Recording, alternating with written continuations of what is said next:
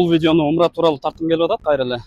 Азыркы учурда көпчүлүк жаштар, көпчүлүк бөлүгү жаштардын ошо ата энелерибизге умра сапарын белек кылууну аябай каалайбыз, аябай кыялданабыз.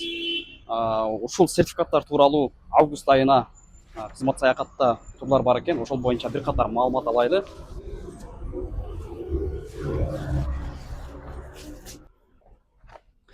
Машалла. Ассаламу алейкум, устаз. Алейкум ассалам. Кандайсыз, Хош келипсиз. жакшысызбы? Алхамдулилlah.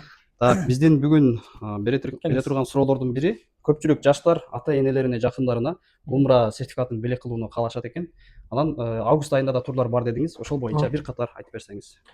Ооба, бизде жакындарына кайрылып азыртадан эле күн сайын эле сертификаттарды алып кетишет. Жана ошондой эле билбегендерге дагы кабар берип коелу. Биздин умра сертификаттарын, китептерин алып азыртадан белек кылып, ал эми умра сапарына кайсы ай сиздерге ыңгайлуу болсо жиберсеңиздер болот. Муну эртеден алып койгондун жакшы жагы, умра китепчелериндеги дуаларды кеңири жаттап, андан сырткары кээде болуп калат эми намазы башка элек туугандарыбыз да болуп калат. Ошолор намаз алып ошол ыйык жерге барат экенмин деп бул жактан даярданып бара турган болсо, аябай жемиштүү, ал жердеги сооптордун толук кандуу көбүрөөк иштеп келген мүмкүнчүлүк жаратат да. Чоң рахмат устаз, Алла разы болсун дагы бир жолу.